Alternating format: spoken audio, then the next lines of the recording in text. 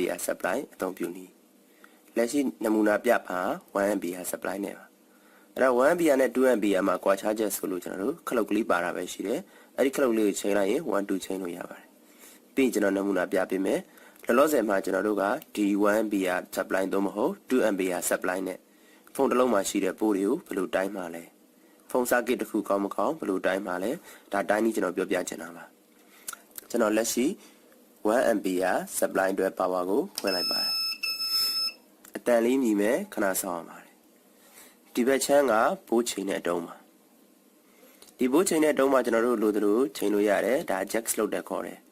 ဘိုးလေး jack လေးပါ 4.2 ချိန်လိုက်တယ်ကျွန်တော် 4.3 လဲရတယ်ဒီမှာပြသလောက်ဒီမှာလည်းထွက်တယ်ဒီနှစ်ခုလုံးကဘိုးပြတဲ့တိုင်ခွက်တွေပါဒီဘက်က ampere ပြတဲ့တိုင်ခွက်ပါလက်ရှိဒီမှာ 4.2 ထွက်နေလို့ပြပါတယ် 4.3 ပြနေပါတယ်ဒီကောင်ကျွန်တော် test pack ကိုလှည့်လို့ရတယ် test pack ကိုလှည့်ဒီဘက်ကဘိုးပြောက်သွားပြင်မယ်ဒီဘိုးကတော့မပြောက်ပါဘူးဒါပါကိုပြောတာလဲဆိုလို့ရှိရင်ဒီဘက်ပေါ်မှာဘိုးထွက်နေတယ်ဒီမှာကျတော့ကျွန်တော်တို့ကဒီစမ်းတက်တဲ့ဘိုးဟာဒီမှာလာပြမှာပါလက်ရှိ supply ကဘယ်လောက်ထွက်နေလဲဆိုရင် 4.3 ထွက်နေပါတယ်ဒါကလေးလေးနှစ်ချောင်းကျွန်တော်ဒီမှာလာတက်မယ်အနီးတက်ပါတယ်ဒီအပေါင်းဘက်လေးမှာအနီးငုတ်ကိုတက်ပါဒီအနှုတ်ဖက်ကလေးမှာအနှုတ်ငုတ်ကိုတက်ပါအနီးနဲ့တက်ပြီးတော့လို့ရှိရင်ကျွန်တော်ဒီထိပ်မှာဘိုးတွေထွက်နေပါတယ်ဘယ်လိုစမ်းမလဲဆိုရင်ဟောဒီလိုမီတာ prop တန်လေးတစ်ခုလက်ထဲမှာရှိနေရမယ်ဒီ prop တန်လေးအချွန်လေးထိပ်လေးရမ်းချွန်နေကောင်းပါတယ်ထိပ်ကလေးချွန်တဲ့ဟာလေးရှားဝယ်ရပါတယ် test pack ကိုတက်လိုက်တယ်ပြီးတော့ရင်ကျွန်တော်ဒီဘက်ထိပ်ဒီငုတ်လေးမှာကြီးငုတ်မှာဟောဒီငုတ်မှာဘိုးထွက်လာကျွန်တော်တိုင်းကြည့်ခြင်းတယ်ဒါဆိုထိုးကြည့်လိုက်ပါဘိုးပြနေပါတယ်ဒါဆိုရင်ဒီငုတ်မှာဘိုးထွက်နေတယ်အနီငုတ်မှာဘိုးထွက်နေတယ်အနက်ငုတ်မှာတိုင်းတော့0ကိုပဲဒီနက်ငုတ်ဆိုကျွန်တော်တို့ ground ကိုညှို့ဆိုလို့ရတယ်ဒီမှာဘိုးမရှိဘူးဒီမှာအနီမှာဘိုးထွက်တယ်ဒီနှစ်ခုခြားနာခြင်း 4.3 ဘိုးဒါကြောင့်ဒီမှာဒီငုတ်နှစ်ငုတ်တက်လိုက်ရင် circuit ကို 4.3 ရောက်သွားမယ်လက်ရှိဒါဘိုးချိန်တာကျွန်တော်တို့ကဘိုးဘလောက်ထုတ်ထားလဲသိချင်ဒီဘက်ပြန်လှည့်ကြည့်လို့ရတယ် digital နဲ့တန်ဖိုးဖတ်ရလွယ်တယ် analog တန်ဖိုးဒီတဝက် DC က9ပါ DC တင်တိုင်း10ပါအလယ်မှာ 7.5 ပါဒီ5နဲ့0နဲ့ကြားမှာ 2.5 ဆိုတဲ့အနီရောင်ငုတ်ကလေးတစ်ခုရှိတယ်ဟုတ်ပြီ 2.5 နဲ့5ကြားမှာ9စိတ်ရှိတယ်တစ်စိတ်ဆိုရင် 0.5 တက်တယ်ဒါကြောင့် 2.5 ကို 0.5 တက်ရင်3 3.5 4 4.5 ဆိုဒီလိုသွားပါတယ်အခုကျွန်တော်တို့ပြထားတဲ့ကောင်ဒီ4နဲ့နည်းနည်းလေးကျော်တယ် 4.5 မပြည့်ဘူးအဲကြောင့်ဒီကောင် 4.2 နီးပါအကျဉ်းချင်းချိန်ထားတယ်ဒီ supply ထဲမှာသုံးထားတဲ့ capacitor တန်ဖိုးတွေချိန်နေတာမျိုးခလုတ်သိမ့်မကောင်းတော့တဲ့ချိန်မှာဆိုလို့ရှိရင်ဒီ supply ရဲ့ဘို့တန်ဖိုးတွေကပြောင်းနေတတ်တယ်အဲ့လိုမျိုးကြရင် power ချိန်ပြီးတော့ power လေးပိတ်ပြီးတော့ပြန်ဖွင့်ကြည့်ရပါတယ်ဒီ power ပိတ်လိုက်တဲ့အချိန်မှာလက်တန်ဆောင်းတက်တယ်ပြန်ပြုတ်ကြတယ်ဆိုတော့ဒီထဲမှာရှိတဲ့ capacitor တန်ဖိုးနည်းနည်းပြောင်းနေလို့ဖြစ်မှာပါပြန်ဖွင့်ကြည့်တယ်ဘို့ကိုလိုသလို adjust လုပ်လို့ရပါတယ်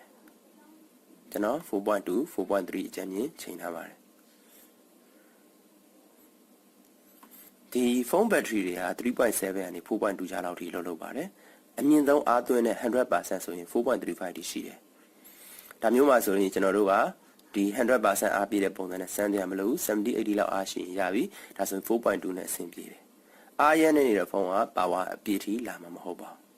းဒီဘက်က ampere ပြတဲ့တိုင်ခွက်ဒီဘက်ကဘိုးပြတဲ့တိုင်ခွက်ပါဟုတ်ပြီဒါတော့ဆိုရင်ဒီ supply သုံးတဲ့ဟာကိုမြင်မယ်လို့ထင်တယ်တကယ်လို့ကျွန်တော်ရဲ့စာအုပ်ထဲမှာပါတဲ့အတိုင်း circuit တစ်ခုရဲ့ဘိုးတွေကိုတိုင်းမယ်အဲ့ဒါဆိုရင်ကျွန်တော်တို့အရင်ဆုံးဘာလုပ်ဖို့လိုလဲဆိုရင်ဒီလို circuit တစ်ခုကိုယူရပါတယ်ဒီ circuit မှာအပေါင်းနှုတ်တစ်ခုရှိတယ်ကျွန်တော် battery ပေါင်းနှုတ်ကိုရှာတတ်ဖို့လိုတယ်မီတာတိုင်းနဲ့တင်ထားပါတယ်အဲ့တော့ဒီအပေါင်းနှုတ်ကိုကျွန်တော်တန်းရှာလို့ရတယ်ဒီမှာဆိုလို့ရှိရင် ground ရေးထားတယ်ဟိုဘက်က battery ရေးထားတယ်ဒီ battery ဆိုတဲ့ဘက်မှာအပေါင်းတက်မယ်ပြီးတော့လို့ရှိရင်ကျွန်တော် ground ဆိုတဲ့ဘက်မှာအနက်ရောင်တက်တယ်ဟုတ်ပြီဒီနဲ့ရောင်ဒီနေရာမှာမတက်ဖက်နဲ့ခြားစားကြရဲ့လို့တန်ပြားလေးတွေတန် body တွေဒီလိုမျိုး USB ခေါင်းတန် body မှာညှက်လေးရှိကြပါတယ်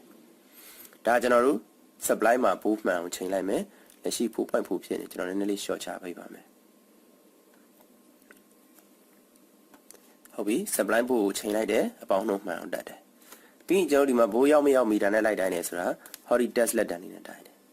လက်ရှိရတာထွက်နေတဲ့ပို့ကိုပြတယ် test pack ကိုပြောင်းလိုက်ပို့ပြောင်းသွားရမယ်အဲ့အချိန်မှာကျွန်တော်လိုက်ထိုးမယ်ကျွန်တော်ကြိုက်တဲ့အလုံးကိုထိုးခွင့်ရှိတယ်နှလုံးပူးမထိုးမိပါစေနဲ့တပွိုင်းညင်းဒီကိုတိုင်းညင်းတဲ့ပွိုင်းကိုထိအောင်ထိုးပါဒီမှာဒီ capacitor ရဲ့ဒီဘက်ထိပ်ထောင်မှာ4.2ထွက်နေတယ်ဒီမှာထွက်တော့ကြောင်းဒီမှာ display မှာပြနေပါလိမ့်မယ် okay အနီမှာလည်းထိုးကြည့်မယ်ပို့ထွက်တယ်ဒီကပို့ဒီနားရောက်တယ်ပေါ့ အဲ့လိုပဲကျွန်တော်တို့ခြားတနေရာတွေမှာဘိုးရောက်သလားမရောက်လားသိချင်ရှောက်တိုင်းကြည့်လို့ရတယ်ဒီလို capacitor လေးတစ်လုံးချင်းစီတိုင်းဒီ capacitor လေးတစ်လုံးချင်းစီတိုင်းမှာငုတ်ကလေးနှစ်ငုတ်ပါတယ်ဟုတ်ပြီကျွန်တော်တို့အဲ့ဒီငုတ်လေးတွေတစ်ငုတ်ချင်းစီလိုက်တိုင်းပဲဘယ်ငုတ်ပို့ထွက်လဲ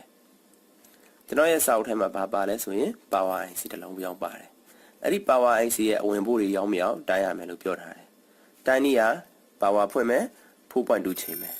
ဒီလိုမျိုးပါပြီးရင် test လက်တံဘက်ကိုလှည့်လိုက်မယ် test လက်တံလေးဒီလိုထုတ်ထားတယ်အပေါင်းတော့မှန်အောင်ချိန်မယ်လက်တံအနေနဲ့လိုက်ထိုးပါပို့ပြနေတဲ့နေရာတွေဆိုရင်ကျွန်တော် 4.2 ဆိုရင် 4.2 တွေမှန်ပြနေရမယ်ဒါဆိုအဝင်ဖို့ရောက်တယ်လို့ခေါ်တယ်ဟုတ်ပြီဒါဆိုရင်ဒီ supply ကိုသုံးတတ်မယ်လို့ကျွန်တော်ထင်ပါတယ်ကျွန်တော်တို့ဒီ output ဘက်ကိုထားပြီးတော့ test board လိုက်တိုင်းလို့မပြပါဘူး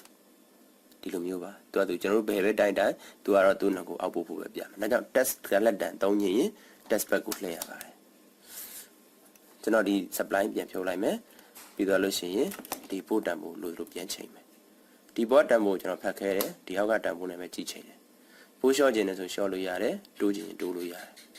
ဒါမဲ့ကျွန်တော်တို့5volt 6 volt လို့ဒီလိုမျိုးတိုးပြီးတော့မှဘက်ထရီပေါင်းနှုန်းနဲ့တော့မချိန်ပါနဲ့ဘက်ထရီဖုန်းပြတ်သွားတတ်တယ် sorry ဒီဖုန်းမှာဒီဘက်ထရီပေါင်းငုံရှိတယ်လေအပေါင်းနှုန်းငုံမှာဒီလိုပို့အများကြီးချိန်ပြီးတော့တော့မချိန်ပြီးပါစေနဲ့ဒါကြောင့်ကျွန်တော်တို့အရင်ဆုံးနံပါတ်1 power ပိတ်ပါစဒီနေ့မနေ့ဆိုင်ဖွင့်တော့မယ်ဆိုတော့ power ဖွင့်တဲ့အချိန်မှာဒီဘက်ဘိုးကိုစကြည့်ရပါတယ်7ဘိုးဖြစ်နေတယ်မရပါဘူးအဲ့ဒါမျိုးဆို 4.2 ထိ short ချပေးရမယ်အကြမ်းမြင်ပါ4ဘိုးလည်းရတယ် 4.3 လည်းရတယ်သို့တော့ 3.7 ထက်နှိမ့်တဲ့တန်ဖိုးတော့မထားပါနဲ့ဒီလိုရနေပြီ ampere မဆွဲသေးဘူးဒီအချိန်မှာကျွန်တော်တို့ကအပေါင်းနှုန်းမှန်အောင်တက်မယ်ဒီလိုမျိုးလေးတက်ချလိုက်မယ်အပေါင်းနှုန်းမှန်အောင်တက်ပြီးတော့အပေါင်းနှုန်းမှန်နေရတဲ့ ampere လေးဆွဲတက်သွားခဲ့ရင်အဲ့ဒါကျွန်တော်တို့ short ကြတယ်လို့ခေါ်တယ်အဲ့ဒီအပိုင်းနေရှင်းကြီးကိုနောက်မှရှင်းပါမယ်နောက်တော့ဆက်မှာဒီ 2 ampere supply လေးကိုအသုံးပြုတတ်မယ်လို့ထင်တယ်ဒါ power clock ပါဒါသည်ရိုးရိုး output board နဲ့ test board ကိုချိန်တဲ့လမ်းကြောင်းပါ test တိုင်းတော့မယ်ဆိုရင်ဒီပညာဘက်ကို test board လေးဆိုရပဲချိန်ထားရတယ်ပြီးတော့ဒီမှာလက်တံလေးတက်ထားပေးရတယ်ဟုတ်ပြီဒီလက်တံအနဲ့တက်เสียမလို့ဘူးဘာကြောင့်လဲဒီလက်တံ ground နဲ့ဒီ ground နဲ့ဒါတစ်ဆက်သေးပါတက်เสียမလို့ပါဘူး supply အပေါင်းနှုတ်ကိုပုံပြားမှာမှန်အောင်ချိန်လိုက်တာနဲ့ ground ကချိန်ပြီးသားပါဒါကြောင့်လက်တစ်ဖက်ထက်နဲ့တိုင်းလို့ရတယ်မီတာနဲ့တိုင်းတာထက်အများကြီးဆင်ဖို့ပြည့်တယ်ဒီနေရာလေးကိုနားလည်မယ်လို့ထင်တယ်ဒီကောင်လေးက radio line တက်တာလက်ရှိဒီဖုန်းကိုလိုထားရတဲ့တာနဲ့ဒီ supply ကိုpower ဖွင့်လိုက်မယ်ပြီးရင်ဒီနောက်မှာဖုန်းခေါ်လိုက်ဒီတုံးလေးတက်သွားပါလိမ့်မယ် line ထွက်ရင်ဖုန်းတက်တယ် line မတက်ရင်ဒီဖုန်း line ထွက်သွားတယ်ဆိုရင်ဒီအတုံးလေးတွေတက်သွားတယ်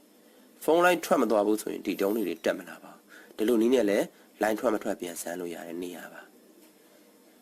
ဒီကောင်ကကြတော့ကျွန်တော်တို့ short ကြတယ်မကြဘူးအလုံးလုံးတယ်မလို့ဘူးကျွန်တော်တို့ပြင်လာပါမယ်အဲ့ဒီအတွက် ampere ပြတဲ့နေရာဒါပို့ပြတဲ့နေရာဒါသည်ဒီဘို့ဒီအောက်ဘို့ပို့ပြတဲ့ဒီခလုတ်ပေါ်မူတည်တယ် test ပို့ပြောင်းပြလို့ရတဲ့နေရာပါဒီကောင်မှာအတန်မြည်တဲ့ scale ပါတယ်လို့ပြောတယ်ကျွန်တော် power ဖွင့်လိုက်ရင်အတန်လေးမြည်ပါတယ်အခုပိတ်ပြီးပြန်ဖွင့်ကြည့်သတိထားမိလို့ရတယ်အတန်လေးမြည်ပေးတယ်အပေါင်းတော့မှန်အောင်တက်ထားရတဲ့နဲ့အတန်မြည်ပြီးဟေ့ဆိုရင် ampere လေးတက်လိုက်ကြလိုက်ဖြစ်ကောင်းဖြစ်မယ် ampere အများကြီးဆွဲတဲ့အတန်မြည်တယ်ဆိုရင် short ကြနေတဲ့ဖုန်းမှန်သိရမယ်ဒါပိုးချိန်တဲ့ခလုတ်ဒါကအထွက်ပိုးနဲ့ test ပိုးပြောင်းတဲ့ခလုတ်ဒါက power ခလုတ်ဒါအထွက်ပိုးထုတ်ပေးတဲ့နေရာဒီပေါင်းနှုတ်ကနေကျွန်တော်တို့ဖုန်း circuit ကိုချိန်ပို့ပေးရမယ်နေရာဖုန်းမှာဘိုးရောက်မြောက်တိုင်းရင် test back ကိုလှည့်ဒီ test လက်တံလေးနဲ့ဒီလက်တံလေးတစ်ချောင်းတက်ပြီးတော့လိုက်တိုင်းရင်အဆင်ပြေပါပြီဒီ 2 ampere supply နဲ့ပတ်သက်လို့ကျွန်တော်ရှင်းပြချင်တာဒီလောက်ပါပဲဒါဒီ supply အသုံးပြုနေပဲရှိပါတယ်ကျွန်တော်တို့လက်ရှိ short ဘိုင်းနေပြန်ရှင်းတဲ့အချိန်ဒါမှမဟုတ်လို့ရှိရင် power လာတယ်မလာဘူးအနေထားတွေအားလုံးနောက်တစ်ခေါက် video file ထဲမှာတည်တံ့ပါပါလိမ့်မယ်